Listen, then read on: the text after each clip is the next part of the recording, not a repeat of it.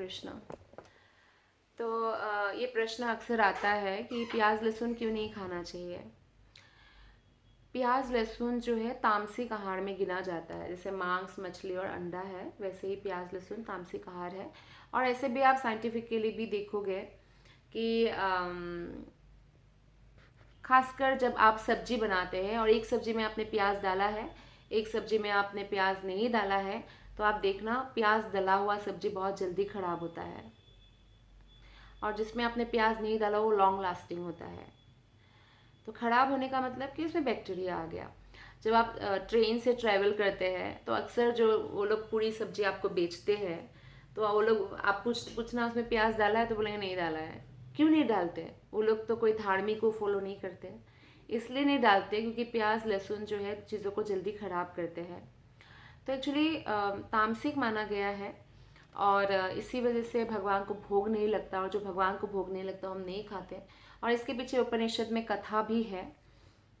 जैसे पहले गाय गो यज्ञ होता था। जैसे गाय, जो बूढ़ी बूढ़ी गाय है, उनको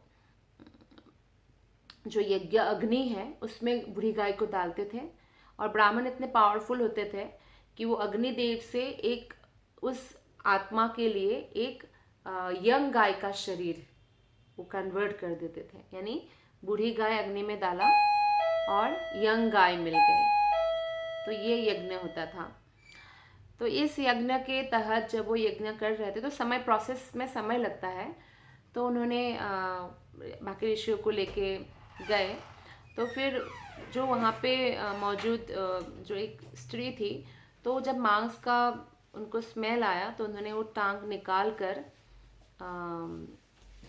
थोड़ा सा खाया, और जैसे देखा ऋषि लोग आ रहे हैं तो मिट्टी में वो दबा दिया। तो जिससे आपने देखा गाय का जो खुर है तो उसके जैसा है लहसुन का, और जो नीज है गोल गोल ऐसे लेयर्स, वो है प्याज का। तो जब उन्होंने देखा कि गाय नई तो आई है पर लंगड़ी आई है, टांग नहीं है, क्योंकि वो टांग उन्होंने छुपा दिया था, क्योंकि उनको था कि मांस का वो था। तो उनको जब पूछा तो वो डर गई और घबरा गई और बोला कि हाँ मैंने यहाँ छुपाया। तो यहाँ वहाँ से प्याज और लहसुन का वो ट्रीज निकल आया, क्योंकि यज्ञ की गाय थी एक तो।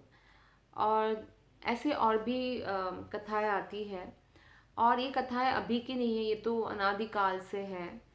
और आप देखिए कोई भी मंदिर में यूनिफॉर्मिटी है कि कभी भी जो है प्याज लहसुन का बना हुआ भगवान को भोग नहीं लगता है। तो हम भगवान को भोग नहीं लगाते हैं एक्चुअली। अगर जैसे आप अभी नए हैं भक्ति में और आप खा रहे हैं, तो एटलीस्ट जिसमें प्याज लहसुन नहीं है वो भोग लगाने का प्रयत्न करें। तो क्या होगा, भोग लगाते लगाते भोग लगा हुआ खाने की आपको क्या हो जाएगी, आदत हो जाएगी। फिर धीरे धीरे भगवान अपने आप ऐसा माहौल बना देते हैं कि हम अपने आप जो है भक्ति में आगे बढ़ते हैं, और साथ साथ हमारा जो लाइफस्टाइल है वो चेंज होता रहता है। तो उसके हिसाब से फिर हम ऐसा, एक दिन ऐसा आएगा कि हम कुछ भी भोग लगाए बिना नहीं खाएंगे, ना पानी भी भोग लगाए बिना नहीं पिएंगे। तो वो अवस्था भी धीरे धीरे आएगी। हरे कृष्णा।